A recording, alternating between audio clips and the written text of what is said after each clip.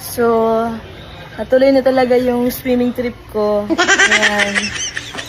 Ayan, sobrang ganda po. Ayan.